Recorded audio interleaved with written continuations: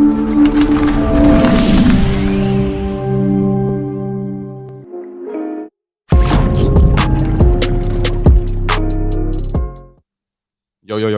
and we're back. We're back. It is a different perspective for another episode with my guys. My name is Clifford, aka Mr. HYB. Handle your BIs. You can see with my birthday gift from my brother, Gene Tazo. If you need a DJ, holler at him. But he doesn't really DJ all the time. But what's up, guys?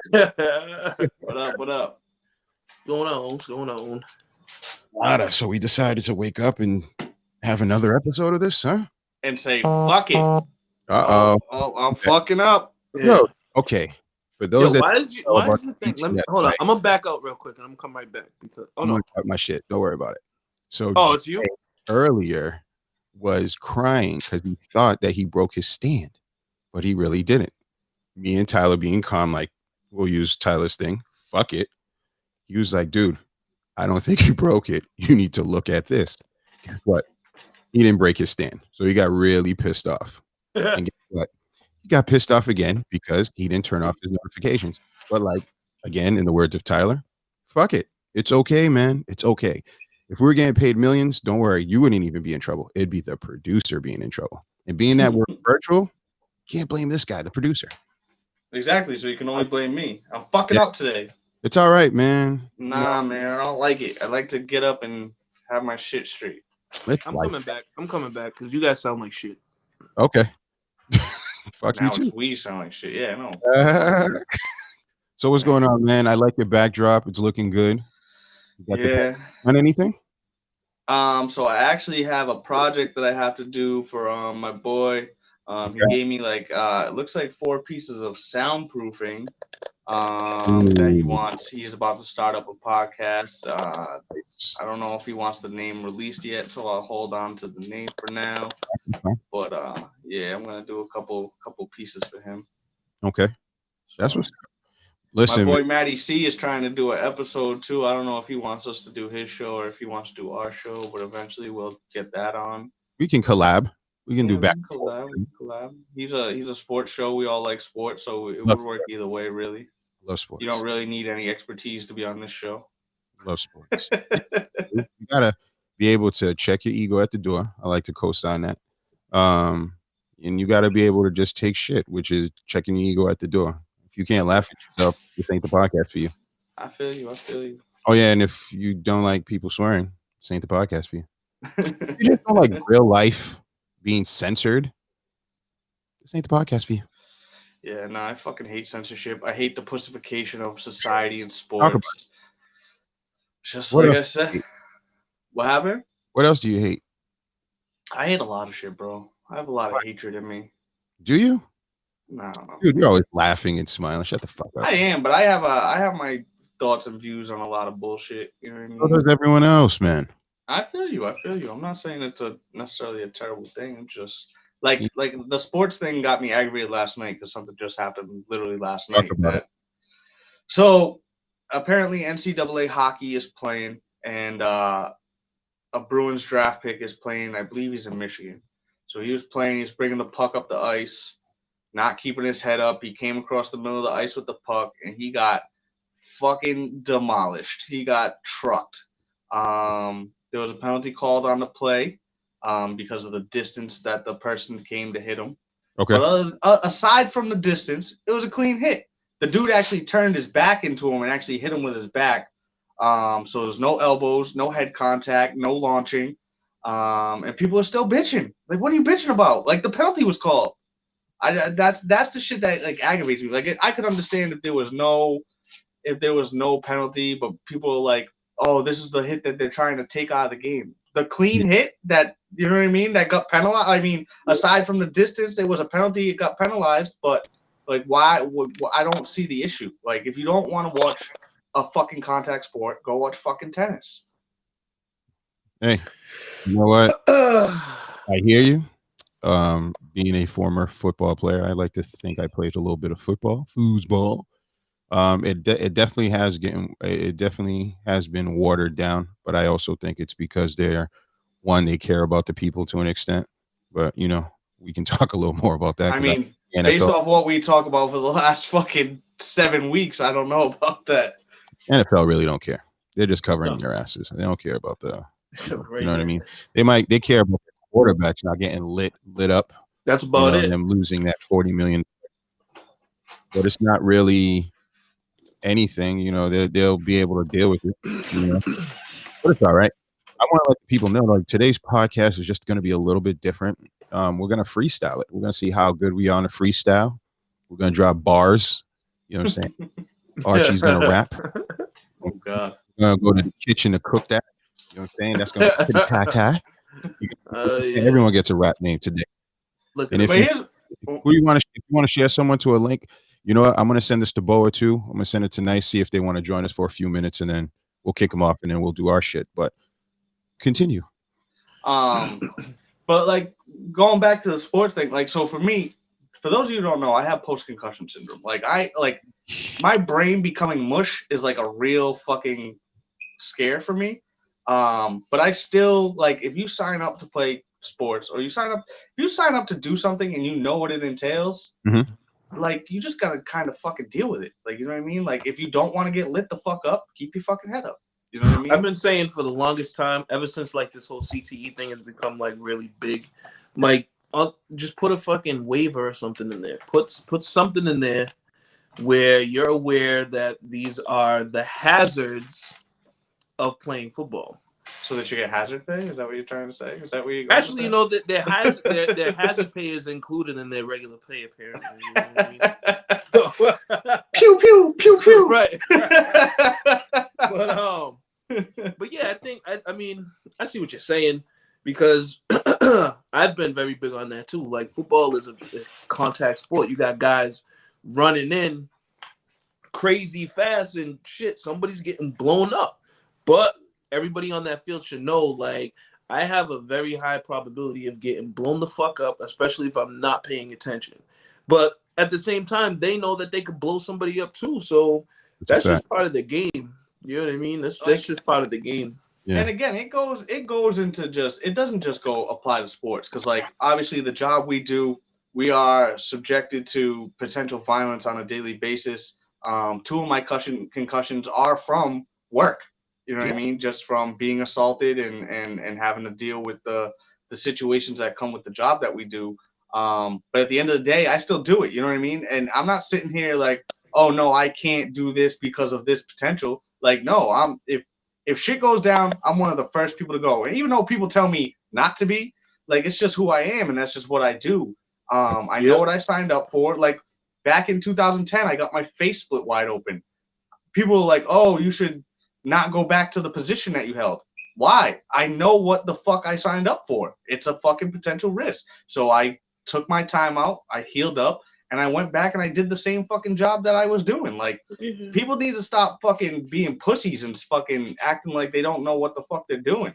True, but, you know, we hold the same position. I'll tell you guys right now, I don't go to anything. There's some shit going on. I'm like, I walk out. I will walk. Anytime there's a review or something, if I'm not, like, in it and I have to go to it, I'm not running over there. Like, I've done that enough. I'm in a position where I don't have to do it. I will do it if I see it and it's kind of crazy, then yeah, I'll get over there. But I'm not doing that shit. Me and Jay, we're on 2 different sides of this, because I'm not doing it. You know, I'm not. You're the quarterback, and in hockey, you're that main shooter. You're the wing. No. I'm not the quarterback. I'm not the quarterback. Don't get it twisted, because. Oh, you're still. Yes. Talking shit. My thing is, I just if there's an incident and stuff like that, like I said, and I kind of had to learn this. You know, I worked for a long time. I worked for 7 years before coming to this job, and then, you know, we've been here now about to be 4 years. And it's like, I'm in a position where I don't have to do that anymore. Like, I really just don't have to. Can I? Yes. Should I? No. But, you know, like, if I'm going to help, like, I'll help. But if there's 4 dudes, I'm all set. Like, I'm just going to watch and make sure everything's cool. You know what I mean? He wants to be the 5th. It's like, you don't need to go over there. Just sit the fuck down. Sit down. You're not a pussy. You're not a pussy, bro. you're just smart. You know what I'm saying? You're smart. You're chilling. You Mhm. realize like you're getting paid to just sit and fucking do nothing besides read reports, make sure the reports are right and whatnot, and then write the main report. That's it. We look like we might. You know what? I agree with that. If you're the prize, you've done your work. Save your time. Don't We get. are the prize. Hey, listen, we got our first person coming in. Boa's coming in soon. Oh, word. Oh, never mind. He's trying to get all. I'm not gonna say who it is. This person's over here just trying to make sure he's looking a certain part. We don't care. I don't care today. I shaved this morning, and I'm wearing sweatpants. Oh, that's another thing. That's another thing. This isn't even just for the podcast. This is for everybody. I'm gonna tell people at work too. Like I watched it, right, and I realized because I shaved that day, I missed a whole spot on the side of my head, and none of y'all said anything. I didn't even peep it. I didn't notice. You know what? Here's my reasoning, right? So, I can't really. So right now, a lot of people are probably like, this dude Cliff's afraid of looking at the camera because the majority of the time you're kind of looking at my head, and that's because I'm watching the screen and trying to navigate other things. Right. But I'm getting a monitor that's going to be straight ahead, so I'll be able to see you. Okay, like as if I'm looking at right now. Like right now, I'm looking at the camera, so it looks like I'm looking at you guys. But I was like, what the? I kept looking. So next time, don't shave, and I got you. I promise. I thought it was a fucking shadow or something. I'm like, yo, I really have a little. It's not. I mean, it's not. You'd have to pay it. Like you'd have to really look. But I was like, God damn, these motherfuckers got me looking crazy on this shit. That's why you got the hat on. You didn't take it off. No. I'm good today. I made sure. You don't have to. But I be calling my brother cold. George Jefferson. I'm cold and I don't have hair on my head, so it's a little different. You know what I mean? Once it warms up enough, then I'll take it off. But I'm not one of those friends that like let's say you have like a booger and like you're just looking at. If you have a booger, you gotta tell me too. I'm gonna let you know. Okay, our first person in is this guy. We got Boa. Oh, the Balcony Boa. How we doing? What's going on, man? What's up, man? How's everything with you guys? Not bad. Can't complain. I doubled up, guys. Hold on. Let's get one more. Hold on. Oh, we getting crazy today. And Boa at the same time. What's going on, gentlemen? Welcome to our pod. What up, Nyce? What's going on? All right, so we'll start off with Boa. So Boa has some great news, especially with the holidays. Would love to hear Boa give some information. He didn't want to come on. I just want to let everyone know he didn't want to come on. He said, "I'm not dressed the part," and I'm like, "Dude, you're Boa is cool, man." So drop the knowledge. Yeah, man. So no, obviously being the holidays and stuff. Last year, if you guys remember, we did a toy drive at the Celtics games. We did a couple of pre-game toy drives. We had a great turnout. A lot of people came through. Shout out to my guy helping us out with that last year. They gave discounts to people that came in, but obviously with COVID, we can't really do that. Same type of thing. So this year, I actually met up with my guy Carson from the Carson and Kennedy show on Mix 104.81, and I met him last year at the Celtics game right before Christmas, and they just did a 10,000 toy drive through the radio station and everything. And this year they're struggling because toy drives either, so they're looking for donations. So Balcony Boa crew coming through. We're gonna do the same thing. We're gonna help them out. So anybody that makes donations through me to get to them, I'm gonna have some t-shirt giveaways. We got some Celtics swag. I got a couple of Celtics jerseys. We got some Balcony Boa exclusive custom face masks. Bunch of different things that we're gonna do as giveaways to try to help support this this fundraiser. Obviously, with COVID, a lot of people out there hurting. Every dollar that's donated will go to help local families in the Boston market. So it's something we got to do. And even though my games aren't going on, we still gonna help support the community. So that's what's going on right now. So anybody and anybody that makes donations, I'm gonna enter you for raffles, and we got a bunch of different swag going on. So please help out. If you can. I know a lot of people are hurting, so if you can, I get it. But if people can help out, we definitely want to help. Especially this holiday season, it's gonna be a difficult one for sure. We want to give you a shout out, man. But I know from my perspective, being that we're adults, Boa, we know that you have connections. We know you're connected to the stars. What's up with some free scalp beverages? Yes. Oh, those are hard to find too. I'm saying. Rumor is I'm not even. say the room yet. I don't want to be the one to drop it, but Exclusive. follow my man Scal. Follow my man Scal because he got some announcements coming up soon that are going to be pretty dope too, and I'm excited to see what's potentially coming for Scal's ready to drink beverages. That's all I'm gonna say. My guys. Okay. I'm not mad at that. Well, again, thank you. What we'll do, Steve, we're gonna follow up with you really, really soon. We'll have you kind of come back on the show more officially. Today's Freestyle Tuesday because Jay broke his gear and he was crying earlier, and then he didn't shut off notification and he started crying again. So we decided, you know what? Fuck it. We're just gonna freestyle today. There you go. To bring you and Nyce, but this was a good, great thing actually. Send me more info. Let me know how I can get involved. Let me know how I can help myself with the Cliff Notes project, and everyone else has their own component here. And yeah, Nice. anything else to say before he gets out of here? Before I kick him up? I'll talk to you soon, Steve. I appreciate the good work, man. Yeah, man. Get up here. That's our guy, Balcony Boa, now up on deck. I mean, we got Fly Nyce. He was fixing his fit. He was doing all that stuff while he was driving. He's looking real cool. What's going on with you, Nyce, man?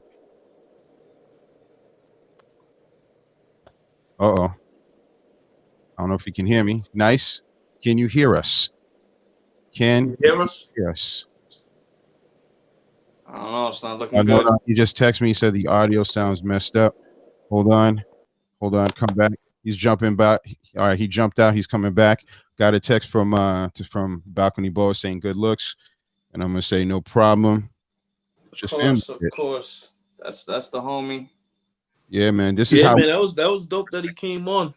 Dope that he came on. Steve's always doing some positive shit. Always doing something for the community, for the kids, fundraisers, all that. So I definitely support the Balcony Boa and everything he does. Don't he make you feel like you're a piece of shit sometimes though?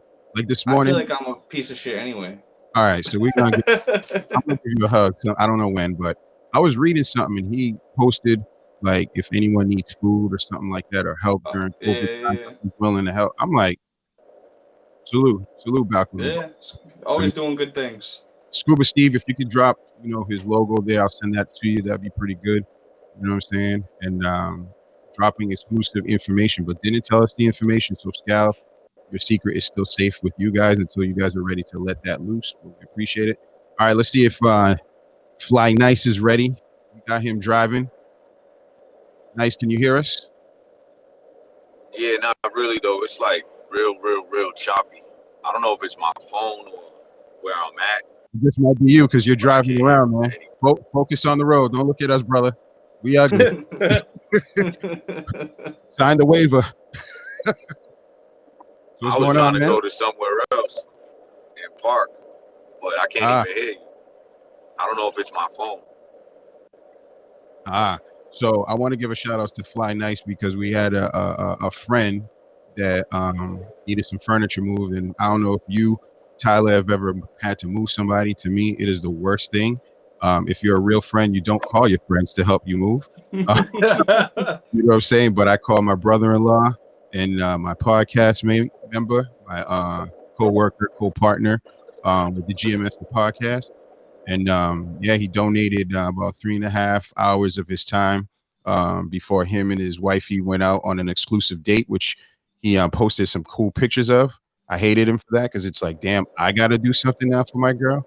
But, so how'd that date go, man? Let's talk to you. How'd that was on? It went well for the most part. I mean, I went to Reagan's son. I'm not really a gambler, so it wasn't the best experience for me. Truthfully, I'm just one of those people that I don't like to lose money and have nothing to show for it. I'd rather blow some money on something, but at least I got something to show for it. So gambling is just never intrigued me. I never found it to be joyful in any way. I feel like most people lose one time that they win. And I don't know if I'm different from other people, but I don't like losing, bro. I damn sure don't like losing money and then having to show for it. So, and it was my first time there, so plus everything with COVID was kind of messing everything up, and then I'm super paranoid too. So I started to realize this is probably the worst place to be during a virus. And then I was That's like, I don't want to go down to the casino where everybody's coughing and touching touching things, and they're not sanitizing things. And I'm like, I don't really even want to be touching these machines. So I kind of called it an early night, around maybe 12 o'clock. I told my fiance, I said, I'm ready to go to the room. And then she was like, all right, cool. Everybody else stayed down there. I don't know. The more I thought about it, I was like, this is just a bad idea. This is not the move right now to be at a fucking casino. And then I was like, I'm going upstairs. I'm straight. I don't want to catch COVID. I'm not minimizing this virus like a lot of people do. Yeah. And I just took my ass to the room. I felt safe. I was cool with that. All right. Well, it seems that you believe in COVID, where there's a lot of people that don't believe in it. Let me ask you a question, and we're going to get you out of here. Now, with COVID and you jumping in, we'll call it the spew of COVID, being a casino, and that's my vice. I hate it. I hate to admit it. But casinos is rough. I freaking isn't there. But anyway, we just lost him because I was going to ask, with COVID going on and the numbers going up like 100,000 per day, what if you were the president? What would you do? And I'll have one of you guys answer until Nyce gets back. And if I was the president, I'd call Moderna. You were talking about that. Give us a little Moderna, man. So Moderna has they have released a statement saying that their trials have been 94.5%. What do you call it? Effective. Like effective. There you go. 94.5% effective, and it is ready for human trials. So, I mean, that's something to. I mean, the thing is though, I've heard Moderna since like day one. That you know what I mean. I've heard that they've been working on it a lot. I don't know how to really feel about it and stuff like that. I personally am not I'm not big on vaccines like that. So I don't want to say I could care less, but I mean it's positive. It's something to look forward to, I guess. It is a Boston-based company, so you know, I trust a lot of things that come from Boston, only because I mean, we are like the hub of like some of the smartest people in the world. So that's right. MIT, Harvard, just probably like the best medicine. Probably like the best medicine in the country. I think we're like second best in the world. There's one place better than us or some shit. They do come from all over the world to come to school here, so I think that's something big to say about that. But ask you. So let's say the vaccine comes out tomorrow. Are you taking it? No. Me neither. I can't do it. I'm a little upset by this Moderna news because I'm selfish and you stole the stock. That's right. So Moderna. I actually heard about Moderna, like Tyler said, from day one. I actually was in Moderna stock months, but I got out of it because it wasn't doing nothing. And then the fucking Pfizer shit came out fucking last week, so I fucking hopped in on Pfizer real quick, like, oh shit, this is my fucking meal ticket right here. And then this shit comes out, Pfizer goes down, Moderna goes up. I'm like, what the fuck? The stock shit is not for me. I'm fucking up. I fuck up a lot on the stocks. Stocks is a marathon. That is a marathon game right there. Yeah. I haven't lost too much money though. I'm still hovering around what I put in, but it's up and down, up and down. I'm trying to go up, up, up. So. But yeah, the Moderna thing, I mean, it's big for me personally because I think that it gives other countries a sense of relief. Something to look forward to as far as like opening back up and stuff like that. Because like I like to travel. You know, we all like to travel and stuff. And I think once that starts to get out there, if it does get out there, I think things will start going back to normal. And, you know, I pray that it is something positive. I hope that it's something that, you know, people take in. You know, there's obviously going to be side effects. There's side effects to everything. But, you know, hopefully it's not like you're growing two more legs and shit. You know, nothing crazy like that. But then shit, it might be fucking World War Z. You might have a bunch of zombies or some shit. I hope not, man. I hope not. What if I'm not prepared? Tyler, what if the vaccine is a requirement to travel? That's a tough bad. one. That is tough. That is tough. That is tough. That much, huh? You said what? I said you guys travel that much. I mean, we started to. Yeah, I think we was doing all we right were for a little doing good. bit. We were doing 2018, we did what? Like we did a bunch. We did like 3 trips together. I think I did 5 total in 18. Yeah, we started traveling a lot. Yeah, and then this shit happened. So. They ain't all like crazy vacations. Like where did we go? We did Montreal, Pittsburgh. I went to North Carolina to see my mom. We went to DR. Yep, DR. We did a few. I think, but they're not all crazy. Too. Yeah, there might be like one, like big one a year. You know what I'm saying? But there's a bunch of little ones. Like we was gonna do the whole sports trips. You know what I mean? We was gonna do that. Oh, the Vegas trip. Nah, just a goal in my life is to go see the Bruins play in the in all the away arenas, and Tyler has joined me on 2 of those. Oh, we went to Montreal and Pittsburgh. Pittsburgh was dope. Pittsburgh worked out because the Patriots were also in Pittsburgh that weekend, so we actually went to the Patriots and the Bruins game in Pittsburgh. Ooh. They lost both of them. Yeah, they lost both. Yeah, it was rough. But it was a dope time. Like we ate some good food, we met some good people, we went to some cool little night spots. It wasn't a bad trip. Aside from the speeding ticket, which now led to my license being suspended in the state of Connecticut.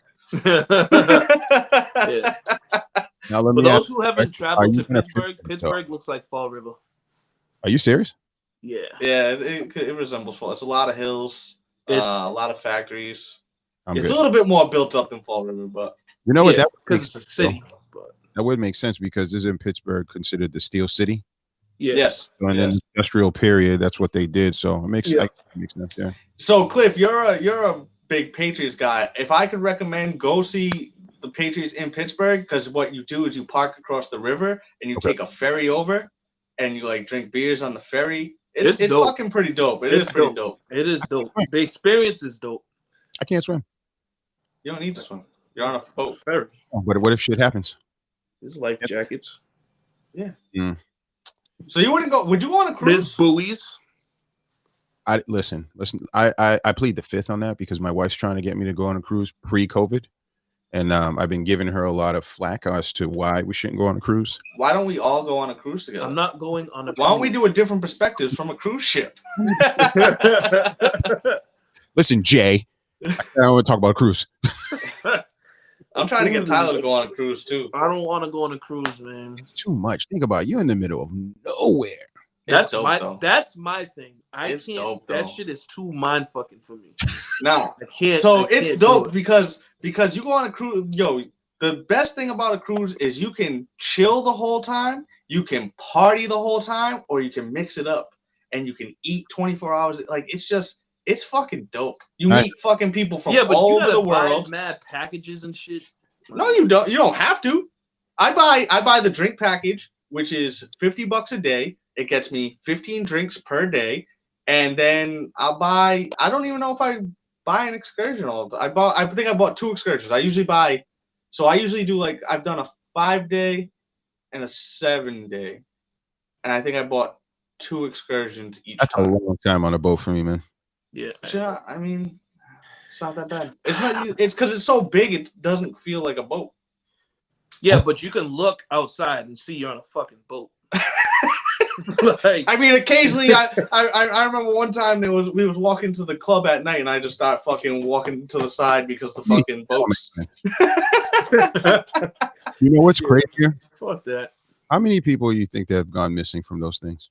Oh, a shit ton. Yeah, a lot. Just don't be one of those. You can just get pushed, and no one would know. Well, why would you be near the edge, especially if you're afraid of being on a boat? Well, I wouldn't be. I wouldn't be. Because one thing I will say that would prompt me to go, and this is corny, is how they have those shuffleboard games at the end of the boat. It looks like that in movies that I've seen. I've always wanted to do that. I played ping pong. On the fucking deck. They have parties on. Like, yo, I'm telling you, cruises are fun, man. Yeah, I guess. I saw there was like a commercial, and there was like a circus happening inside of a thing. People like flipping, like I'm like, on a boat. Yo, I'm telling you, my shit is I I pick like 2 bars. Those are the only 2 bars I go to the entire time. Why? I don't know. It's usually like the sports bar, like right near or it's usually like the sports bar and the bar near the casino. Because the bar near the casino is like centralized, so you can kind of go everywhere. And then the sports bar is like so I can watch sports while I'm on the boat. I go to the casino a couple times, and then I like the last one I went on. I went to the comedy show. There was a comedy show every night. Went to the comedy show every night, and then I went to the club every night. That was essentially my routine. Went to the islands for a couple hours. Slept till fucking 10 o'clock. You know what I mean? Just I don't know. Well, you can try again. Maybe after COVID, we'll talk about it. Yeah, I heard I actually read an article the other day. The first cruise ship took flight and took sail. Yeah, I read that. Had a COVID outbreak. Yeah, I was gonna say that. Wasn't there something like then what are they gonna they gotta keep everybody on the boat, right? Yeah. Fuck that shit. Oh. Fuck that. You just paid Wasn't there something like that happened not too long ago? When it first started. When it first started, yeah. Everybody had to stay in the boat. But yo, like if you're like so for me, like I'm not good at like meeting random people. I am. Every time I go on a cruise, I meet mad people, I make like good friends with them and shit. I keep in contact with them and shit. Like it's dope. Huh? Is it because you're drunk? Yeah. Nah, I think it's just because I'm like, there's a good potential that I'm not gonna see you ever again, so I can say and do whatever the fuck I want. Well, that's the part. That's the thing about being on vacation is, you know, you could just act a fucking fool because half the people, well, not half, but 99% of those people you're never gonna see again. But like, I feel like on a resort, you see a lot of the same people, whereas like on a cruise ship, like you can literally see somebody once and never see them again. It could be day one. You can see them day one and never see them again. That's what this kid I know told me. He said that he found this girl, had a great time with her, forgot to get a number, and he was like, "Oh, don't worry, I'll find her again." Went back like 3 days in a row, the same location. It just never happened. Yep, never happened. But then, like, there's people that you do see a bunch of times. You know what I mean? So it all just matters on what people are doing. What you're doing. Yeah, that's true. Yo, so we haven't talked about this politics stuff, man. Talk to me. We haven't like really addressed it in a while. And you know, it's crazy because it doesn't really feel like it's like that important anymore right now. Like I don't feel like it's crazy like it used to be. Like it used to be fucking every single day was some Trump bullshit or something. You know what I mean? It was nuts. But I was thinking, right, last night. So I was thinking about some questions, right? And then somebody had messaged me a little bit ago about a question. I didn't really bring it up or whatever because I wasn't trying to get into the whole, blacks thing or whatever. But it was a really good question. And I was like, damn, that shit makes that. I wonder how that would be. Mm-hmm. And the question was, do we think that blacks would react the same about the injustices if the president was black? Mm. And I was like, yo, that's a good fucking question because honestly, I don't think that we would. Nope. I don't think we would act the same. And it's kind of sad to say that, but it also kind of went into another question that somebody asked like a while ago, and it was, did Trump open our eyes to the issues or did he just add to them? And I'm like, it might be a little bit of both, but I think that his evilness or whatever the hell you want to call it kind of did show us like kind of how much we're not together. You know what I mean? Can I ask a question to the both of you? Yeah. Yo, so during Trump's time in office, did either of you experience, I don't know if it necessarily has to be racism, but prejudice, racism, any more than you had previously in your life? Personally. No. I didn't. So ask the following question because I got the answer for it. Go. Ask what? Oh, I thought there was a follow. I thought you were going to say no. Just I didn't hear your answer. No, not at all. No. So not an ounce. So I'm not saying that it didn't get worse like during Trump, but I'm just saying like I just feel like the media plays a very, very big part into a lot of I this think shit. so, yeah, but at the same time, it's to me what the media did was kind of add to what the fuck it was that was going on in our communities already. Right. You know what I'm Yeah. saying?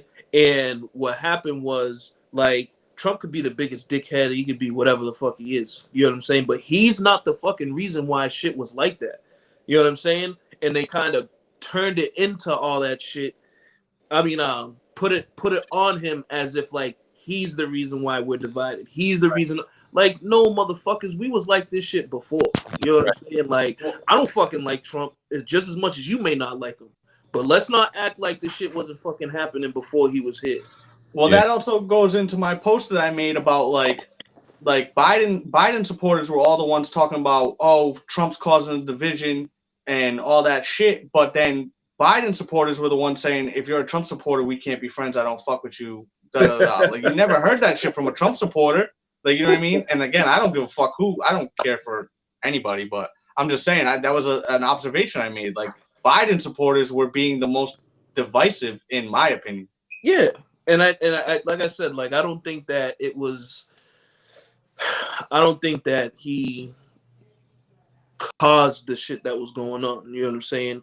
It was just his lack of, responding to it and just the way he handled it sucked. But again, like I'm not gonna sit here and act like shit was just happening just because he wasn't around or because he was the president. That's not the case. I think what it was is like we needed like a scapegoat. We needed somebody to blame it on. You know what I'm saying? We needed that's what it was. And I mean, even now, like we talked about this a couple episodes ago. Keep talking, guys. I got daddy duties to go. Keep going. Yep. Like we talked about this shit a couple episodes ago about how like the Black Lives Matter shit wasn't a trend anymore. You know what I mean? Like it wasn't real. Not that it wasn't real, but it wasn't like it wasn't trending, so nobody was talking about it.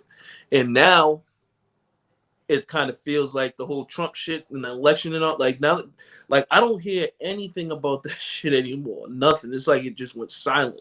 I don't know how. Like, have you been hearing anything? Like, have you noticed? No, but that's just and if like you watch the social media, so it's just the social dilemma. So that's it's just social media fucking and regular media. I mean, I don't really I don't watch mainstream media, so I can't tell you what's on mainstream media. Right. But like I don't hear anybody talking about it. I don't, you know what I mean? It's just right. And yeah, man, it was crazy because like I said, like when I was asked that, like I wasn't really trying to get into it at that time, so I just left it alone. But today, since you know what I mean, we were free in it. I was like, you know what, we can bring this shit up today. You know what I mean? Because that was something that I thought about, and then, I found that. Well, I've been watching. I think I told you, Jay, about the I Am Athlete podcast with Brandon Marshall, Ocho Cinco. I don't know if you did. I don't know if that was me. It's a really, really, really good fucking podcast. That shit is dope. One of my favorites. Share it to the thread. Yeah, definitely. That shit's dope. I was watching it last night, and that's how I came across this little gem. And I don't really know how to feel like listening to them because they're all professional. They all played in the NFL and whatnot. Mm-hmm. So listening to them talk about it was different. Like their perspective is different. I'm trying to pull it up on my iPad. My iPad's acting crazy right now. But yeah, it keeps trying to join our live for some reason. All my shit's connected to each other. So oh man. Yeah. But yeah, so anyways, back to what I was saying. So the NFL has drafted up this thing. And it's basically, the NFL is to award teams third-round draft picks for the advancement of minorities. So basically it's so the issue is the Rooney Rule. For everybody that doesn't know the Rooney Rule, it's the requirement for you to interview at least one minority for I don't know what to call it. I guess a coaching and up job. Mm-hmm. I don't know I don't know. But basically you gotta interview minorities for that. And pretty much that shit sucks. The Rooney Rule is doing absolutely nothing because all you have to do is interview them. You don't have to hire them. It's just you have to like give them a shot. Check. But so what this does, which is like an addition to the Rooney Rule, is basically like you get minorities and then you coach them up or you build them up. It's kind of crazy because there's coaches out there that don't need like this building up and shit like that. You know what I mean? I don't know if this is better for people that want to be involved in some type of front office job in the NFL, or if it's better for the organization because they get a 3rd round pick out of it. And honestly, you know, me watching football the last few years, the people coming out of college have been getting a lot better. And I've already said, like, this is probably one of the years where I've actually enjoyed the game. Because in the beginning of the year, I was like, fuck the NFL and all this other shit. But, like, actually watching it, I'm like, damn, like, these young dudes are fucking balling. Like, this shit is crazy. So, the 3rd round pick is kind of big. I don't know. Like I said, I don't really know who it benefits more. Because in a way, it's like, it reminds me of, like, affirmative action. You know what I'm saying? Like, and it's like, it's tough. It's tough. Because what are you gonna do?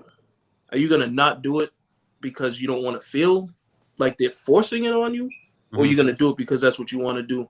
But then it's like they're just doing it because there's an incentive for them. It's not like they really actually want you to do it. You're just doing it. They're just doing it because it's like, yo, I can get a 3rd round pick out of this. You know what I'm saying? Because you got to think, like, the Dolphins there was like 3 or 4 teams that passed up on Mike Tomlin. You know what I'm saying? Like, nah, fuck that. Nah, fuck that. Nah, fuck that. And now look at this dude. You know what I mean? So what y'all think about that? Couple ideas for me. I think it's something that's definitely just needed. I think minorities now I think there was a reverse. I don't know when this happened, but I think people that were against, say, like the Rooney Rule or like affirmative action, there was a reverse somehow where they're trying to make us feel bad that we're being extended an opportunity to vie for these positions.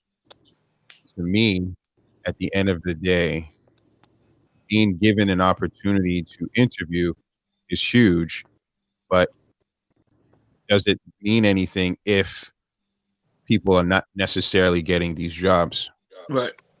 My too. I'm only like, I've heard, who was it? Marvin Lewis. I remember they're like, oh, they can never get rid of Marvin Lewis. I'm sorry. I think Marvin Lewis had fell.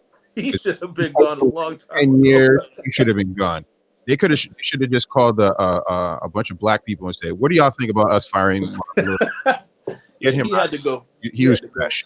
But as far as compensating people or teams to, you know, give people opportunities and then hiring them, if we got to get it to that point, I think that's fine, because let's look at who these owners are. A lot of them are just very rich, older white people that are set in their ways. And if this is a way to entice them, to bring them up to speed, to say, hey, you know, just the color of their skin doesn't mean that they can't coach. I'm all for it.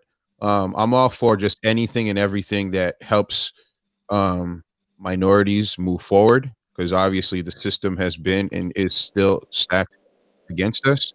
But at the end of the day, just like I think teachers should be evaluated, if after a year or two there isn't something good happening, you got to terminate them, and there should be no backlash or anything with anyone. You know, records prove who you are. Obviously, you got to have some talent, but you can tell if a team is doing what they need to do. Like, salute to Miami Dolphins with Brian Flores. He obviously should have been a head coach day one, but I think he benefited a lot from coaching with the Patriots as far as the defensive coach. Because you do have to go through these progressions. Definitely. I'm going to be a coach. You know what I mean? So, what you guys feel on the other side, you Caucasian men. We have Nyce on here. What's your Nyce knowledge on this? On the On just coaching? on the coaching, and then and teams being given third round picks if they are to hire. Is it they have to hire them to get the They third? have to yeah. So what it is pretty much they have to be hired to a head coach or a GM job. It has to be a GM or a head coach, at least. It can't be like Special teams. yeah, coach, it can't. No, it can't be nothing like that. It has to be a head coach or a GM position In order to do what? for the team to get a third round pick, to earn a third round pick, like an extra third round pick, like a bonus. Like Patriots, you hired a new GM and he's black, you get a third rounder. Okay. So if you don't hire a new GM, you don't get a third rounder, is what you're saying? Correct. You still get the normal third round. You get your normal. Nothing's changed. It's just you get an additional, I think, is what they're saying. Oh. So if you hire a GM or another head coach, the skin color makes a difference whether or not that you get a third round or not. Yep. So like if it's a white coach, you don't get an additional third round, but if it's a black coach, you do, or anything non-white, minority, any minority, period. Yep. Correct. Okay. I mean, I think that it would be beneficial to hire a third coach. Why not? Not a third coach, not a third a coach that's minority. So minority. I'm saying, yeah, that's what I mean, it would be beneficial. You would think it would be. Do you but feel then I think you would just hear the typical. I mean, I think you would hear some people would use the argument, well, you only did to get a third round pick. Right. It wasn't based off of anything regarding inequality or things of that nature. I think, even though, I mean, it should be based off of that, but I think some people would just say, well, you only did it to get an additional third round pick. I don't know how much it would reflect the owner's character, because is it sincere? Is it not sincere? How do you know? Right. Well, let me ask you a question based off that answer, and then I'll pass it up to Jay. I think if you institute these type of things, just like we've talked before on our another podcast, GMS the podcast coming soon, I think you got to have an open door. I think if it happens and you've never had a minority coach, like, fuck it, who cares? Like, at least they're doing it, you know? Because it's, yes, you can get a third round pick for it, but this is, you're giving the organization up to a person. So the value of giving the organization up and running it is much higher. It supersedes to me a third round, even a first draft pick to me. You know what I mean? Unless it's the first round, like Trevor Lawrence type of thing. But we're talking about third round. So, but how do you feel about that? Don't you think it should be an open door? We shouldn't be judging, right? Because I'm not going to judge. I think it's one of those things that you should do regardless. I think it should be implemented regardless. It's kind of like when busing happened, right? You forced people to integrate with each other, and many people that had a certain perception of other people that they didn't like, that perception was changed, and it was really due to the initial step saying you have to do this. So, I mean, I don't see anything bad coming out of it. If you got an older, racist white owner, which you probably do have, right? I think that maybe forcing these people to forcing this can maybe change this person's perspective.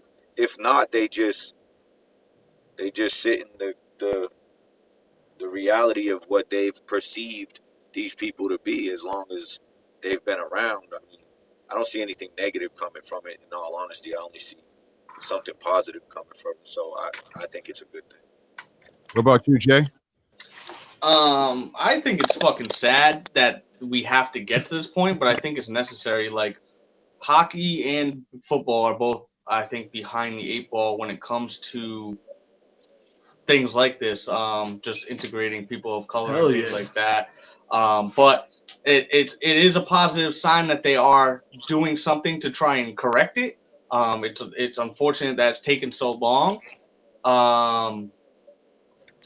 I think it is a good incentive, and I think people will be exposed if they're doing it just for the draft pick, because if I'm not mistaken, like it's pretty well known who applies for these positions, right? Like Yeah. it's not so if you see all the candidates and you're like, well, he's probably the best candidate, but they go with the person of color just for the draft pick, and then they end up tanking, or you know what I mean? Like it's gonna show itself. You know what I mean? But like I said, overall my take on it is it's sad. It's sad that we have to get to that. You know what I mean? It's sad that it has to be incentivized for that to happen. I remember when Diddy was looking into buying the Panthers a year or two ago, wasn't he? I think. Go ahead. No, I said I think so. Oh yeah, so I remember when I heard that, I was like, because I don't pay that much attention to football, and I didn't realize that there was no minority owners anywhere in the league, which is crazy to me because the league is mostly, I mean, I don't know what the percentage is between minorities and whites for players, but there is it's not like hockey where there's only a handful of minorities, you know what I mean? It's probably like close to half, you know what I mean? So the fact that there's, it's over 70%. It's Yeah. almost just Minority? it's almost just like basketball. Yeah, so the fact that there's no minorities in a high position like that, aside from like a Mike Tomlin and maybe a 4 out of 32, that's crazy to me. Like, you know what I mean? And that's like the definition of like systematic racism. So I mean, I want the conversation to go a little bit further, because I always look at both sides, right? And like, let's say there's someone that's racist, and then after hanging out with us, you know, me and Ty, they're like, you know what, you blacks are okay, you know, and they come to the other side. I don't want them to be bashed. Like, you're going to look at their history like, oh, but you were racist back then. You weren't cool with us. You gotta be able to allow people to come to the other side. And I think the same needs to be said with teams. Are they doing it probably as a PR move? Are they doing it to get the third round? I guess. But I just feel as though that conversation shouldn't even be had, simply because a lot of teams are afraid of that conversation coming out. You know, it's already evident. I think we know. So I want to go back a little bit for what you guys were talking about with Trump. I think what Trump did is he created a safe space for racist individuals, or individuals that want to see people, quote unquote, segregated, which is bananas to me, because America was created by immigrants. You know, the European whites that came here were immigrants, and I don't know how all of a sudden they just decided, hey, we're gonna act like we've been here since day one, and everyone else is a foreigner. That's weird. That started with, you know, the Italians were treated the same way, the Irish were treated the same way. The word nigger wasn't for us eventually, like initially.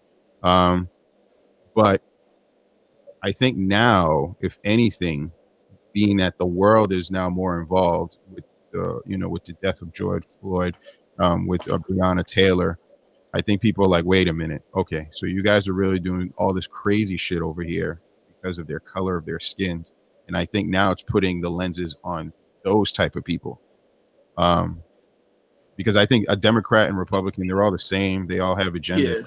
I think all that shit's bullshit. Just like an owner, they have an agenda. The agenda is to win. The agenda is to not only just win, but to fill the stadiums, sell as much beer to Jay Scott as possible, to buy, have Cliff buy all the BS by $70, while I'm there, just because I'm all into the moment. So it's all, if that's the case, we're going to point at everyone, and everyone's guilty of something, but people just got to move on and not even have that conversation, to me. But I agree with you, Jay. It is sad that, we got to entice people to hire a minority, but that's what it takes. Like, let's just do it. And it's shit like this, right? Do you guys know who Eric Bieniemy is? Talk about it. So he's the offensive coordinator for Kansas City Chiefs, right? This man interviewed for the Carolina Panthers. He interviewed for the Cleveland Browns and the New York Giants. You mean to tell me that none of those motherfuckers could have took the man that ran the #1 offense over the last, I don't even know how many years? Nobody's going to take him. You guys went for these. I don't even know these coaches. Joe Judd from know. he was a special teams person. I think he did special teams. I like Giants. Yeah, he's with the Giants. It's shit like that. That's why they have, you know what I mean, these incentives and stuff like that, because it's like there's no fucking way that that's supposed to happen. There's no way. Can you imagine what the Cleveland Browns would be doing with a man like that, knowing the weapons and all that shit that are going on over there? Well, they figure it out. He had Hugh Jackson over there, so they got that's their way of covering, saying, "No, we've already hired a minority." That's true. Already. That's true. And if I'm playing like these other teams, I can say, "Yeah, you only did it because you have Pat Mahone." You know, I got my coach, and you know what I mean. So these are the little things, but I agree with you. It's a good topic. I just want to look at it from. I want to throw it back to Jay and throw it back to Nyce, because I was speaking to my father about this, and I said, what if instead of like in February, instead of having Black History Month, how about every month there's a history and we talk about how, quote unquote, white Caucasians hurt their particular group. You know, even women are hurt by old white men. They didn't even want women to vote. This was in the 60s. No, 50s, excuse me, which is nuts to me. So I think that's the part that needs to be discussed. Like, are you guys feeling threatened by any of this? Because if it was up to me, or if I'm looking at your end, it's like, damn, everything is us. Everything is us. Not you personally, but it's our group. Even though the common denominator, if you were to ask the Indians, the Black, Spanish, you know, and everyone else, they'll kind of blame your ancestors and stuff. But is there a little bit of you that's like, what the fuck? And you don't have to answer it, but the pressure's on. The part where I get me, I don't. Go ahead. No, I was just say I don't allow people to put me in a group that I don't belong to. Like, what is white? But it's a structural. You know what I'm saying? It's something that what is white? What is black? It's nothing. I don't adhere. I'm not. White is just the color of my skin. I don't know what other white people did because they share the same skin color as me. They're my ancestors. That's absurd. My DNA says who my ancestors are. Not a group of people that acted immorally or had bad morals and values. So it's a social construct. That's all that race really is. So I don't really buy into that argument of people saying your ancestors. I don't know. I feel like humans are humans, and I'm sure my ancestors did terrible things. I'm sure other people's ancestors did terrible things. When you look around the world, the farther we go back, the more savage human beings were. And as you move forward, it seems like humans are the only species that had the capacity to become basically moral in a good sense. So I mean, at the end of the day, I don't really even entertain that argument of people, your ancestors did X, Y, Z. I don't know, you know what I mean? Unless you know my DNA and where my shit links to, then I don't know who you refer to as my ancestors. I just don't know. So I mean, Good kind point, of though. I like really that. doesn't I like bother. that. Don't put me in that box. I like that. I mean, it's you know what I'm saying? Like, if we look back at, I see me, I don't know, I'm different, bro. I view everything from through a lens of evolution, like the actual scientific theory of evolution. So I just look at us all as a species, and I see as a whole where we've all come from.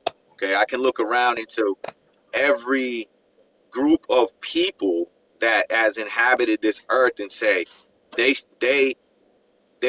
engaged in slavery, they engaged in oppressing women, they did too, they did too, they did too. So at the end of the day, I mean, when you look at it as a whole, it becomes to me more of a human behavioral type of conversation. I'm not putting people in a box and saying, well, you did this and you did that, when it's like, well, I think all humans have done that. I don't think that this is a conversation. Now, if you want to talk about specific uh, racism in America, we can have that conversation. And I got no problem telling white people that white people, maybe not my ancestors, I don't know, maybe they are, but white people that inhabited this continent when they came here created what we know as racism. And I think that people have to fix that. That's how I feel about that conversation. I have no problem talking about that. I think that it really is on white people to fix the problem that they created. Mhm. And, you know, if there's the people that are being affected by that problem, obviously they're on board. And I think we need human cooperation in order to make that happen. But I don't think it helps when the argument is your ancestors did this and try to make you feel guilty for something that you're like, yo, I didn't do that. I don't know if my ancestors did that. I don't know why you're grouping me and looking at all white people and going, that's your people. Like, aren't we trying to get away from that? So I kind of just think that the conversation, if it's about racism in America, then yeah, white people need to fix that because they are the ones that created it. So that's just how I feel about that. What about Jay, the other white guy? What do you think? I mean, I agree with everything Nyce said, and which is one of the reasons that I follow him on the social media. Is he's always having the tough conversations and just telling people his viewpoint, no matter whether it's agreeing with the agenda or not agreeing with the agenda. He just speaks his truth, and I fucking respect the fuck out of it. But I feel the same way. Like, what white people are a main source of the fucking racism that has happened in this country, and it is on us to fix it. You know what I mean? Which is why I, speak out against it and take the role that I do. I will say one thing that does frustrate me from a lot of times as being an ally to people of color is when there's a debate going on or a discussion or an issue and everybody's taking the same approach. Oh, racism. And then, but I'll just come in with a different viewpoint. You know what I mean? I'm not saying it's not racist, or I'm not saying it just, maybe it's just trying to give people something to think about, like a different way to look at it. And then all of a sudden I get oh, you don't understand because you're white, and you're right. I don't understand a lot of the shit that people of color go through. But at the same time, I'm trying to, and I'm constantly trying to educate myself, and I'm constantly trying to have the conversations. But that's one thing for me as a white person that does get super frustrating is when I'm trying to be on your side and I'm trying to help your cause, but at some time, like a lot of people, when they see shit in the media, they just run with what everybody fucking says, and they don't look at the different viewpoints, and they don't look at the other side. So sometimes I come in and I'll try to play the other side and go, well, look at it this way, because like it might still be a fucked up situation, but it might not be racism. You know what I mean? Like, especially when it comes to the cops. When the cops shit, like a lot of those, like, I'm not going to say a lot, but there's a lot of those that probably aren't racist. They're just shitty fucking cops. Like, and that's where it can get frustrating for me from time to time. I 100% agree with you. And that's why I think, and I've said it on this podcast and other podcasters as well, that if you're going to have that conversation, you gotta be able to have tough types of conversations, but you gotta look at it from both perspectives, which is minority perspective, and then obviously the other perspective being Caucasian perspective, because I think all races are just racist, period. Oh yeah. And you know what? Believe it or not, and I want everyone to listen to this, that's okay. What we're saying is, just because you don't like me, don't suppress opportunities that I should have access to. And before you judge me off of what you see on television. Actually get to know the person, get to understand my culture, get to understand like what I went through. Because I truly believe that a lot of people, especially younger people, they don't really know like the history of everything. You know what I mean? I don't know the history of everything. That's why if someone makes me notice or know something that's new and I wasn't aware of it, I look into it. I do my research. I have the same things I have access to. You and everyone else have the same access to. It's called Google. And then don't just go off the first link. Actually, read on it and piggyback off another link. And then fact check. do your due diligence. You do your due diligence. But I want people to know that both of my Caucasian brothers over here, they're both engaged. Oh, not Jay, not yet. No contract with Jay. Oh yeah, no contract. Yeah, no contracts with Jay.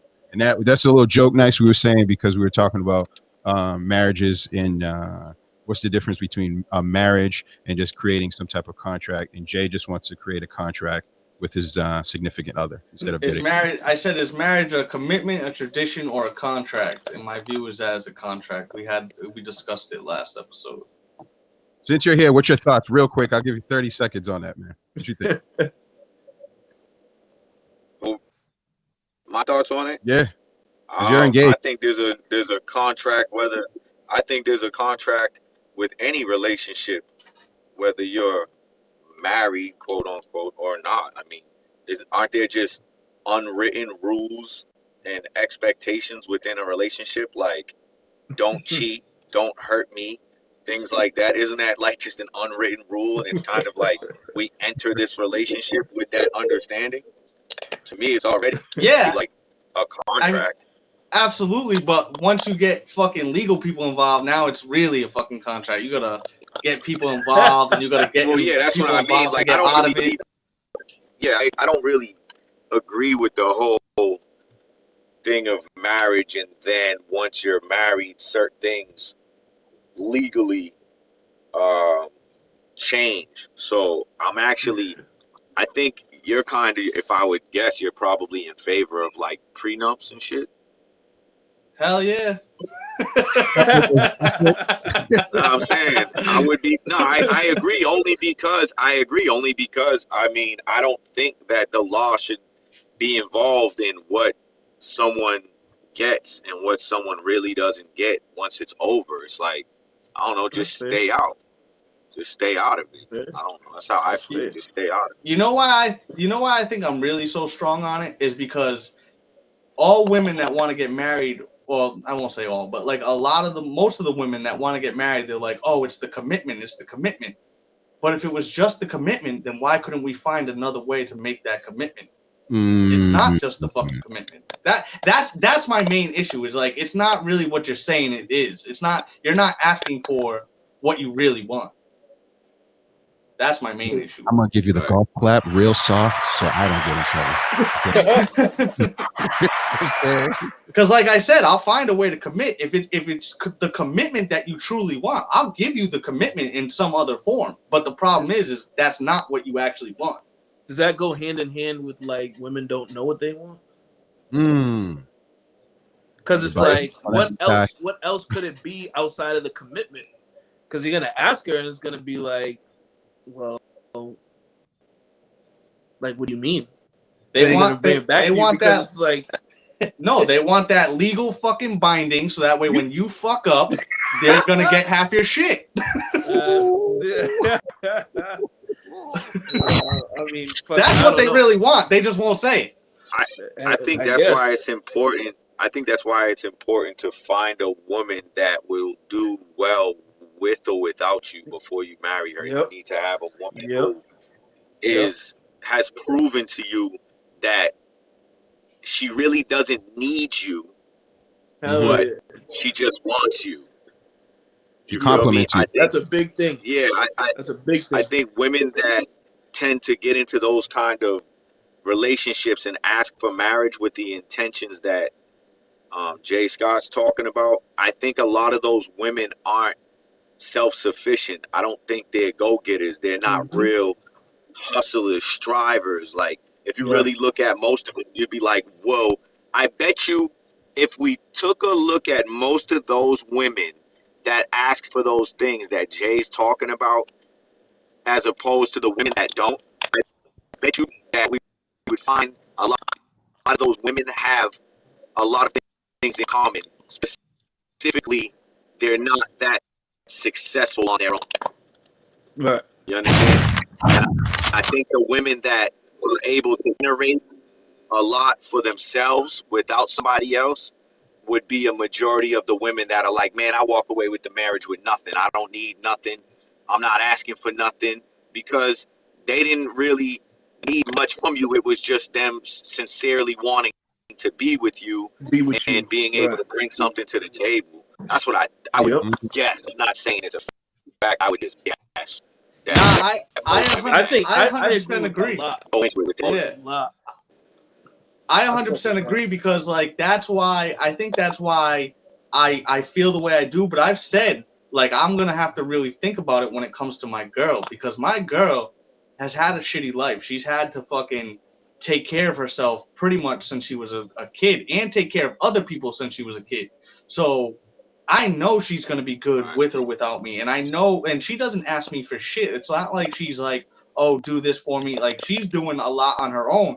And I think that's what's making me like, yo, that's a real decision I have to make. Whereas with other people in the past, I'd be like, no, there's no fucking decision. It's not even anything to contemplate. But that also goes back to the thing I was talking about with the mothers too, where the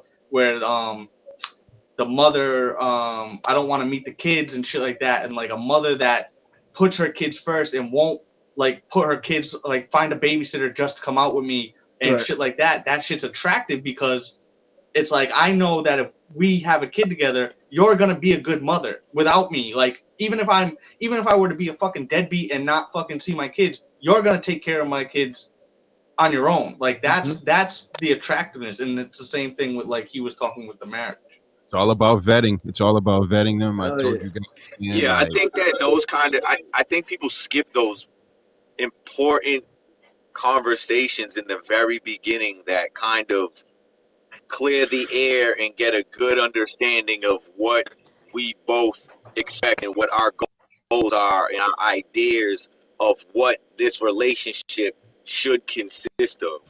You understand? People don't ask those kind of questions. I had a conversation with a friend the other day, and he's been with his girl a while now, and he's like, oh, you know what I'm saying? He wants like other things sexually.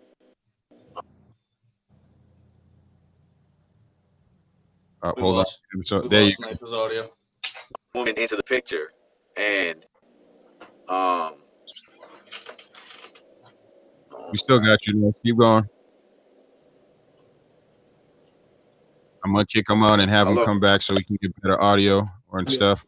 But I think a lot of good points was brought up, and I think we were saying that from our last podcast is, you know, you got to vet these people, and women, y'all got to vet men too. You know, you got to have your own, because you got to rub those 2 pennies to make, you know, more. It can't be like rubbing dirt in pennies. That don't work, you know. Which I found kind of, we didn't ask her, but, and here's Nyce. How long do you think, and Jay, I'm going to ask everyone around the room here, how long do you think you should wait for introducing your, you know, your kids to someone that you're dating? Like, how long would you wait? Jay?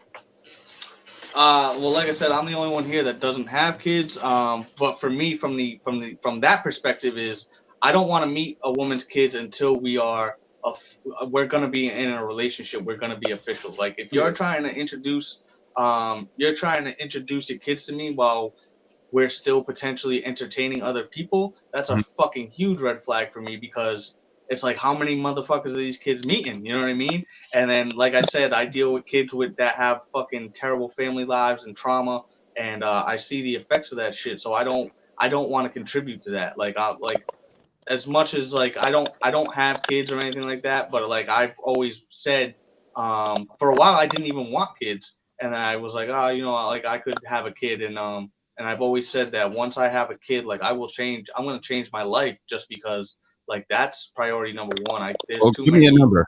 Give me a number though.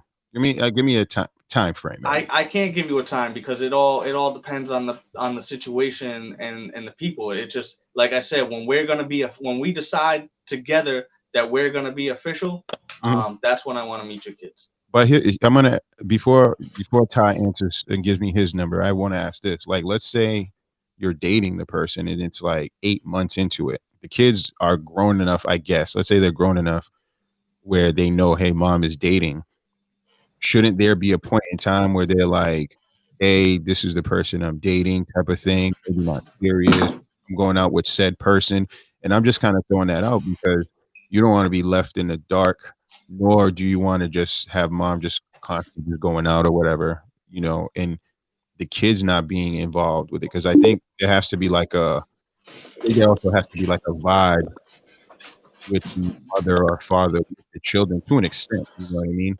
But no, I mean, I feel like, because I feel like, again, I don't want to meet the kids till we make the decision we're going to be official. But then I also would keep the open mind, like, yo, if the kids ain't feeling me, she's going to pick her kids over me. And you just have to be like, I'm not going to sit there and be like, oh, well, they don't matter. Like, no, like, those are your kids. Like, so we make the decision that we're going to be official. I'll meet your kids. And if the kids ain't feeling me, then it ain't going to work out. Like, that's what it is. What do you think, Ty?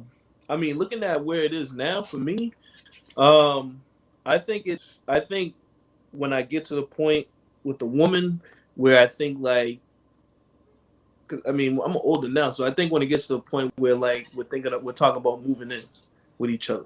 You know what I'm saying? I can't like I said, I can't put a time on it, like, kind of like how Jay said. But I think when it gets to that point, mainly because like there's no way getting around that.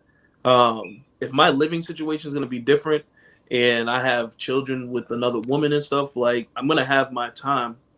And I mean, for me, it'd take a while for me to move in with somebody. But I think if that's where I'm going, especially like I said, at the age I'm at now, like I'm not out here fucking running around, dipping and dabbing and doing all that extra shit. Like, been there, done that. I'm looking for something stable. So if I'm on that conversation, or if we're on that conversation of probably moving in together and shit like that, that's when the conversation of meeting my kids comes up, or setting that up and shit like that. My kids are young. So like Nova, she's 6.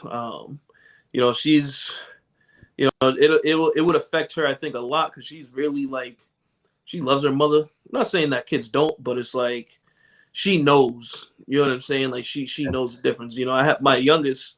She'll be 1 in December. She's not really she wouldn't really tell. You know what I'm saying? Outside of like depending on how much time she was around and shit. But yeah, I think the conversation of moving in with each other and stuff. That's when I'm like, all right, well, we're gonna set up something with my kids and stuff. I want you to meet them. I think if we're talking this serious, like, then you're not going anywhere, and I sure as hell ain't going anywhere. So, and my kids really aren't going anywhere. Shit, I mean, God willing, they're gonna be around a lot longer than both of us. So, that's definitely something that I want to do, and I think that's when that time comes. But again, like me, for me to be comfortable to live with somebody, like, I'm ripping farts on the first date. You know what I'm saying? So it's like I gotta be, you know what I mean? Like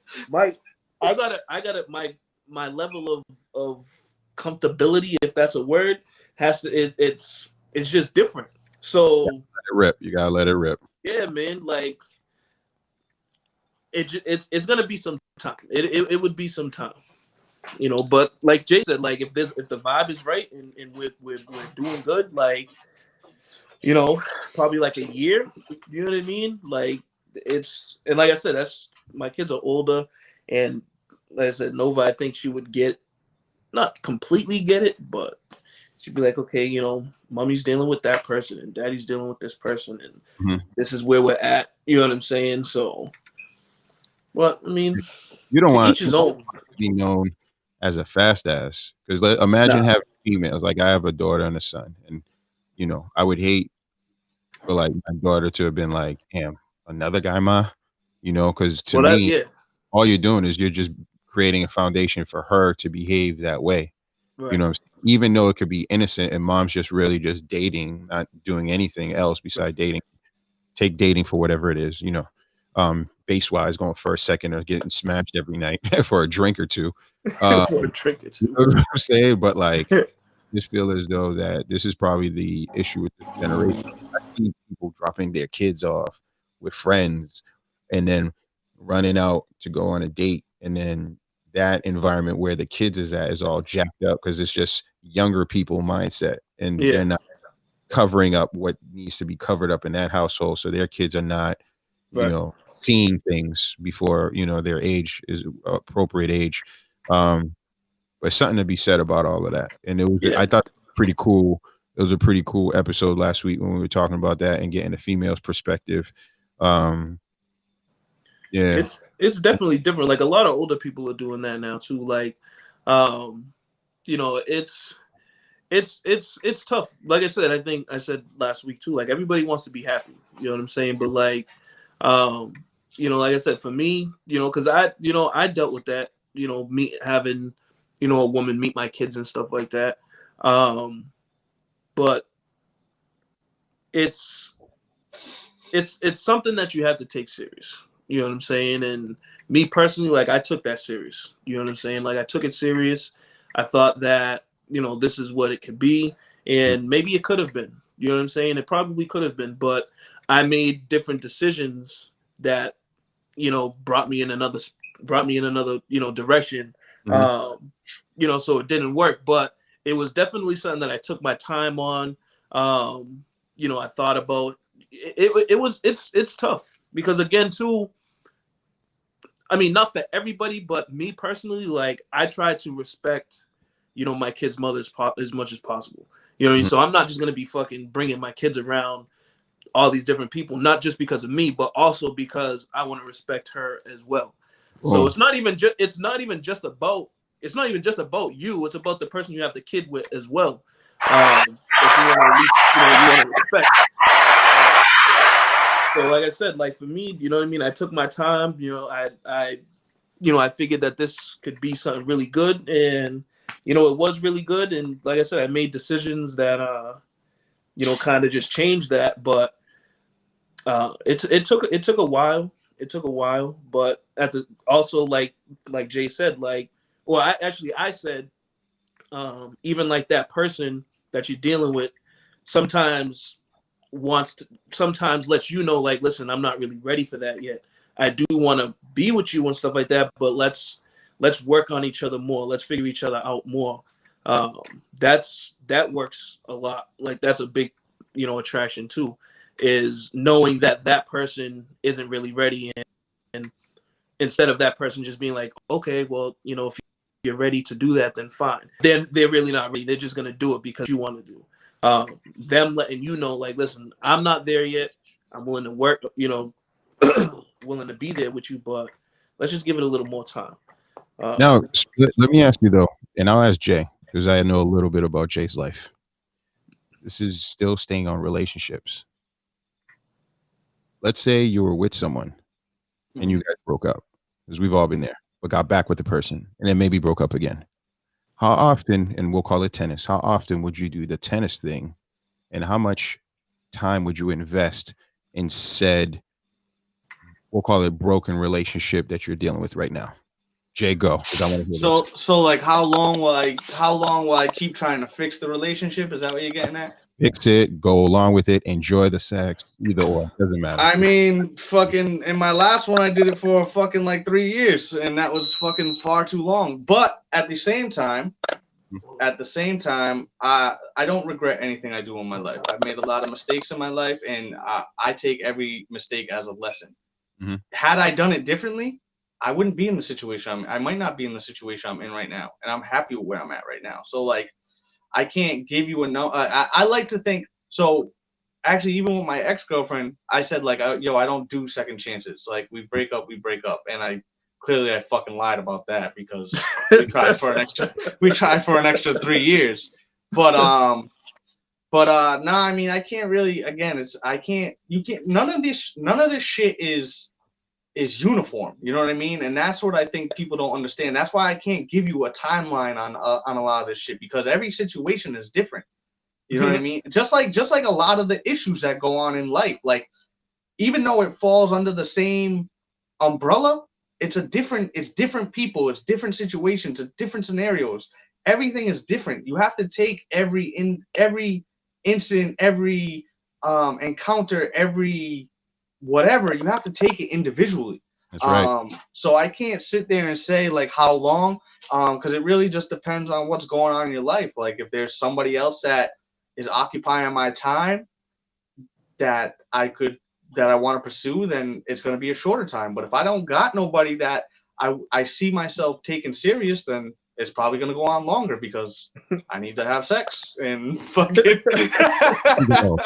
I'll deal with your bullshit if you're giving me consistent pussy. So.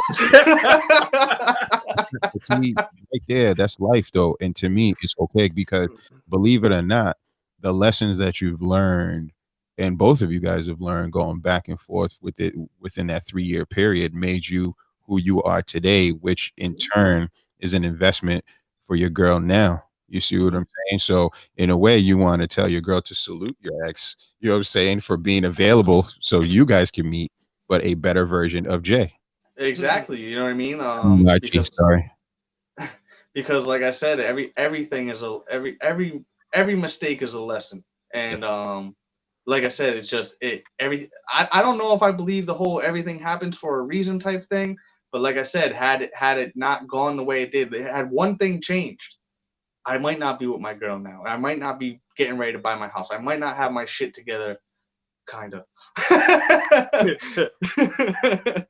So, I mean, like, I take everything as it comes, and I just learn from it, and I just try to be a better person. I know you hate that I continuously try to better myself, but that's really, like, what I do, and it's trying to rub off on me now. I'm very fucking happy with where I am, so I can't really be mad at anything. That's what's except for not breaking the stand this morning, and not having a PS5. I had a PS5. What happened to that? I flipped it. Wow. How much you make? 300. I had to. This is America, boy. I was torn, man. I was torn. I was like, because I was like, I'll flip it if I can double my money, and I was like. Because I didn't think I was gonna double my money, so I wanted to keep it. So I was like, I'll double my money, I'll flip it. And then fucking my boy hit me up, and he's like, Lima, who actually was supposed to be our first guest, but it didn't work out. But Lima hit me up, and he's like, yo, I got somebody 800 right now. That's and cool. I was like, it hadn't even shown up at my house yet, and I'm like, fuck, bro. Like, had I opened that, I didn't even open it. I went out. I went out and bought another controller, went out and bought Assassin's Creed, fucking ready to play, ready to fucking game all night. It came in on my day off, so I was ready to fucking, my girl was going to be sleeping alone that night. And I was like I wanted to just play it, and I was like, nah, if I play it, I ain't getting rid of it. So I was like, I'm not even going to open the box, made the deal, collected the 800, and yeah. I'll have another one. In a couple months. In the words of Tyler, fuck it. Fuck it.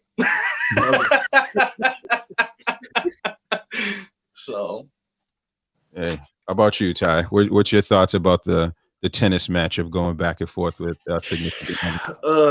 Jay knows a lot about my things. I mean, I did it for a long time. And this is me being vulnerable to everybody. This is me opening up my life. I did it for a long time. I had met somebody. She was a friend. She like, we were always kind of cool.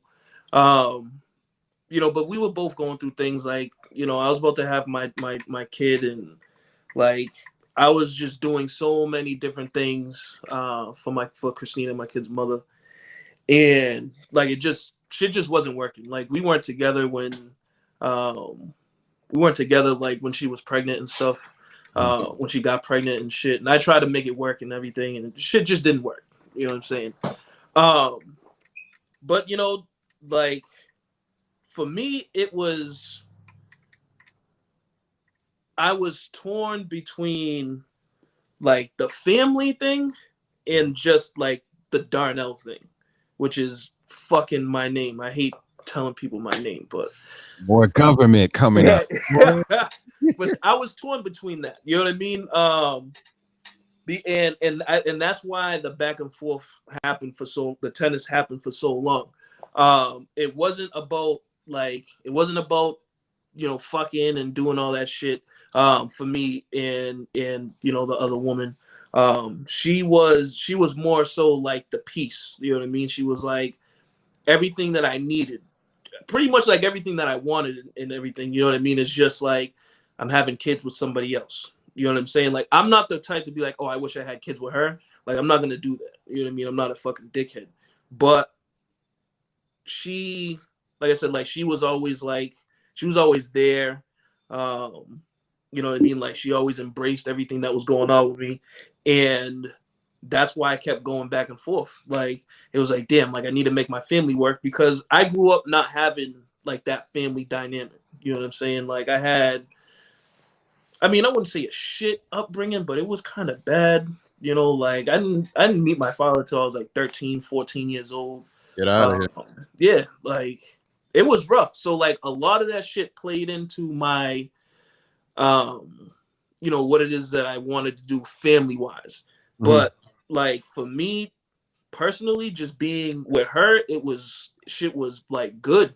It was like I was living. It's like a double life type of thing. You know what I'm saying? It was like my life is fucking crazy good with her, and then my life is decent with my family. Is just all the fucking shit that I was going through because like I was dealing with her, and then trying to be like a family shit didn't really work, and then trying to co-parent in a certain way didn't work.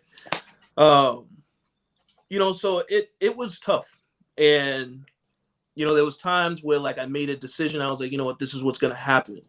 And I stuck by him a few times and I was like, yeah, this shit's still not gonna fucking work. And I like I said, the tennis shit.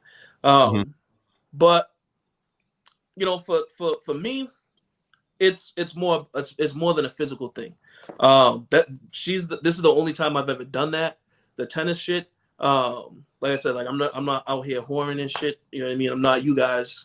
You know what I mean? Whoa. Boom. Both of y'all motherfuckers. But but for me, it was like I was always thinking ahead. Like I always wanted certain shit. Like I didn't need to be fucking just being out there. Like I was very content with if shit didn't work, then cool. Like I'm not gonna be jumping around and all that shit. But it was like I said, like she was my friend. You know what I mean? Like she was literally like I would get out of work, call her first just to talk. You know what I mean? Like fucking football. I could go and chill with her. We could watch football and shit. Like she was like, I don't know if it was Nyce that had posted it. Somebody posted some shit like, oh, your woman should be your homie first or some shit. And I was like, that's how she was because trying to fucking watch a movie or whatever. Mm-hmm. Yeah, okay, you know what I mean? All right, let's chill. You trying to get some food? You hungry? This, that, like shit like that. And I wouldn't even touch her. We would just be smooth. Well, that's real. Yeah, like that was the realest. That was like the realest shit that I ever had. So what happened? And, I just honestly like I decided to try to make like my family work. You know what I'm saying? Like I tried to do, like the right thing. You know what I'm saying? It's not that I didn't love my kid's mother, like I do. And it's not like it's not like a great woman. You know what I'm saying? Like she was great. She was, it was just like a part of me was like this, like I have to, like this has to happen. And I think, like I said, like a lot of it was because I thought about all the shit that I didn't have. And I thought about my co-parenting attempts and stuff like that. And it was like, it was a lot. Like I love seeing my kids. Like I like doing things. Family though, you chose family, and that's pretty much that's just what it was. Like I said, there was nothing. She didn't do anything wrong. Like I had a conversation with her. you know, a little while ago and stuff like that. You know, just because, like I said, like there's no type of like beef from me. You know what I mean? Like she feels how she feels towards me, which is fair. But there's no like I don't have no fucking beef with her or nothing like that. So it's not like it was some big fucking explosion and we just hated each other. It was just like, you know what? This is what I got to do. Two adults coming to an agreement to understand what it is, and there's something he said with that, and you know, not to mess up whatever you got going on right now, but that's probably someone that you never know in the future. Only the Lord knows, bro. And sometimes you gotta go through that. There's a poem called "A Reason Season." And sometimes people come into your life through, you know, as a season, while others come through your life for reasons. You know what I mean? So I think there's growth in that, and you know, sometimes you just got to salute the past to move on to the future. And that's real. Cause like it's even cause no bullshit, like talking about it, like hearing you guys' you know takes on shit like that, like it made me think about like the situations that I was in, and I'm like, damn, like shit was like, cause my shit was crazy, like my shit was. He's laughing. Off the air talk. My shit was fucking. I was all over the place, man. I was all over the place. But you know, I'm where I'm at now, and you know, decisions were made, and whatever happens in the future happens in the future. Listen, man, like I constantly tell you, and I constantly tell everybody else, happiness is the most important thing. So whatever makes you happy is what you need to do, because you can live without anything in this world except happiness. You're right. Takes care of your mental. That is fair. Takes up with your mentals and stuff, man. But we gotta wrap this up because I got work to go do. Me too. Me too, actually. So, well, it's 12:07. You guys on a Tuesday. So when are they going to see this? I mean, Sunday probably, unless we want to bang out one more. Yeah, it depends on. We gotta talk to the scuba. But I think it could have been out sooner, but he said something about the clips or something. He didn't get the files till Saturday. Yeah, he didn't get the so that's probably why. But I mean, I think if we get the files, you gotta send the files. You gotta send the files directly to Scuba because I don't know if he be checking the different. Yeah, he said that. He said he doesn't check the just like Tyler. Tyler has to get the fucking link to the text because he doesn't fucking access the goddamn email either. I have the email on my iPad. It's just I don't want to do the podcast on my iPad because this is a better camera. I feel you. I respect that. Well, as you guys are about to come on, we're all signing out to head to work and everything to make money to pay for our beer. I want to again salute everybody that we had today. Balcony Boa, salute to him. To my pod guy, Fly Nyce, Mr. Nice Knowledge himself. We were trying to get one more in there, but he couldn't make it.